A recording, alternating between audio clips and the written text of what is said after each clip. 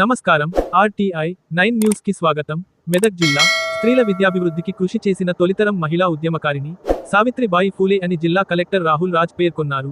Collectorate కార్యాలయంలో సావిత్రిబాయి ఫూలే 195 జయంతి సందర్భంగా మహిళా ఉపాధ్యాయ దినోత్సవాన్ని జిల్లా విద్యాశాఖ ఆధ్వర్యంలో మహిళా ఉపాధ్యాయులతో కలిసి జిల్లా కలెక్టర్ అధ్యక్షతన ఘనంగా నిర్వహించారు.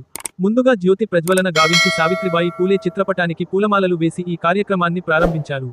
ఈ సందర్భంగా కలెక్టర్ మాట్లాడుతూ మహిళలకు, ఆడబిడ్డల చదువు కోసం సావిత్రిబాయి ఫూలే చేసిన విశేష సేవలకు గాను ప్రతి ఏటా జనవరి 3న వారి సేవలు స్మరించుకుంటూ అధికారికంగా మహిళా ఉపాధ్యాయ దినోత్సవం జరుపుకుంటున్నామని గుర్తు చేశారు. నేటి సమాజంలో ప్రతి సామాన్యుడికి మహిళలకు చదువు ప్రాముఖ్యతను చాటి చెప్పిన వీర వనిత సావిత్రిబాయి ఫూలే అన్నారు. సమాజ చైతన్యం విద్య ద్వారా సాధ్యపడుతుందని మహిళలు విద్యను అభ్యసించి మహిళా ఉపాధ్యాయునిలుగా అనేక రంగాల్లో చరిత్రపుటల్లో తమదైన స్థానాన్ని సంపాదించుకున్నారని వివరించారు. ఎందరో మహిళా మణులు విద్య ద్వారా ఉపాధ్యాయులుగా అనేక రంగాలలో ప్రథమ స్థానంలో ఉన్నారన్నారు. మహిళల చదువు, వారి అభ్యున్నతి, మహిళా టీచర్లు గురించి, వారు విద్యను అభ్యసించి మరొకరికి విద్యాబోధన చెప్పవచ్చు అని చెప్పిన వీరవనిత సావిత్రిబాయి ఫూలే అని గుర్తు చేశారు. ఎంతోమంది త్యాగదనుల ఫలితమే మనకు స్వాతంత్ర్యం సిద్ధించిందని తెలిపారు. సమాజ చైతన్యంలో మహిళ యొక్క భాగస్వామ్యాన్ని గుర్తు చేస్తూ మహిళా ఉపాధ్యాయ దినోత్సవం సందర్భంగా ఉపాధ్యాయులను ఘనంగా సన్మానించారు. ఈ కార్యక్రమంలో అదనపు కలెక్టర్ నాగేష్, జిల్లా విద్యాశాఖ అధికారి విజయ, జెడ్పీసీఈఓ ఎల్లయ్య, డిపిఓ యాదయ్య, జిల్లా సైన్స్ అధికారి రాజిరెడ్డి, మహిళా ఉపాధ్యాయులు, విద్యాశాఖ సిబ్బంది తదితరులు పాల్గొన్నారు. భావానికి కూడా నిదర్శనం. సో ఎంతనో మంది సామాన్య జనులు కూడా ఆమె చదువు చెప్పిన టీచర్గా ఆమె ఉండడం. సో ఇప్పుడు ఆ చేంజ్ అయిన సినారియో చూస్తే, సో ఇప్పుడు మేల్ టీచర్స్ ఉంటేనే వీళ్ళు టీచర్ అనేసి చూసే పరిస్థితి ఇప్పుడు మనకి ఉంది. అంటే ఆ ఉమెన్ ఎంత మనకి టీచర్స్గా ఉండి ఒక జనరేషన్ కూడా వాళ్ళు తీర్చిదిద్ది ఒక మంచి భావి భారత పౌరులుగా ఉమెన్ చేతిలో ఎడ్యుకేషన్ ఉండి వాళ్ళు టీచర్స్గా ఉంటే ఏ విధంగా ఒక జనరేషన్ తయారవుతుంది అనేసి ప్రత్యేకంగా మహిళలందరూ కూడా వాళ్ళు ఆపర్చునిటీ ఇస్తే ఎంత మంచిగా మనం చేయగలుగుతాం అనేసి వాళ్ళు నిరూపించడం జరిగింది. సో దానికి మనం ఇప్పుడు చూస్తూ ఉన్నాం. అంతే ఇంత మంచి రిజల్ట్స్ ఉన్నాయంటే మ్యాక్సిమం కాంట్రిబ్యూషన్. సో మనం వేరే దగ్గర ఎక్కడన్నా కానీ అందరు ఈక్వల్ అనేసి అనుకుంటా ఉంటాం 50-50 అనేసి.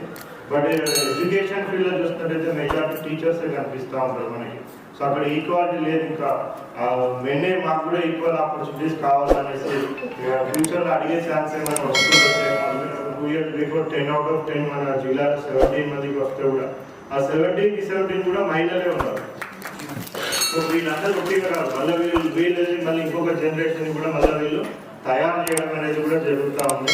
అంటే టీచింగ్ అంటే ఓన్లీ మన ఇంట్లోనే టీచింగ్ అనేది, మన స్కూల్లోనే టీచింగ్ అనేసి కూడా కాదు. సో ఉమెన్ ఎడ్యుకేషన్ ఒకసారి అయిందంటే మొత్తం మా కుటుంబంలో ఉన్న పిల్లలందరికీ కూడా ఒక మంచి లక్షణాలతో, మంచి గుణాలతో తీర్చిదిద్దడం అనేది జరుగుతూ ఉంది.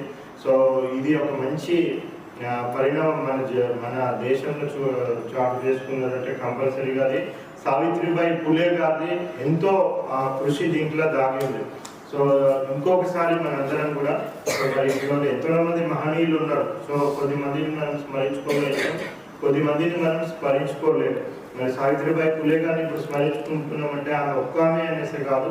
సో ఆమెలాగే ఎంతో మంది కష్టపడితే కానీ మనకి ఉమెన్ ఎడ్యుకేషన్ కానివ్వండి, ఉమెన్కి ఓటింగ్ రైట్స్ కానివ్వండి, ఉమెన్కి ఈక్వాలిటీ సొసైటీలో కానివ్వండి, ఇవన్నీ ఉట్టిగా మనకు వచ్చినవి కాదు. ఎంతనో కృషి వల్ల వాళ్ళు చేసిన త్యాగాల వల్ల వచ్చింది. కాబట్టి వాళ్ళని ఇంకొకసారి సావిత్రిబాయి ఫూలే గారిని మనం స్మరించుకుంటూ ఆమెతో పాటు ఎంతనో మంది కాంట్రిబ్యూట్ చేసిన వాళ్ళందరి త్యాగాలను కూడా స్మరించుకుంటూ ఇంకొకసారి మనము ఈ సమాజ నిర్మాణానికి, భావి భారత సమాజ నిర్మాణానికి మనము అంకిత భావంతో పనిచేయాలనేసి మనం కూడా ప్రతిజ్ఞ పూర్తుకుంటూ ముందుకు వెళ్ళాల్సిన అవసరం ఉంది. మరొకసారి ఇక్కడికి వచ్చిన ఉపాధ్యాయులకు, మహిళా ఉపాధ్యాయులకు ఎస్పెషల్లీ, మళ్ళీ అదేవిధంగా ఇక్కడ వచ్చిన మహిళలకి అందరికీ కూడా విద్యార్థులకు అందరికీ కూడా పేరు సావిత్రిబాయి ఫూలే గారి జయంతి శుభాకాంక్షలు తెలుపుతాము. Thank you.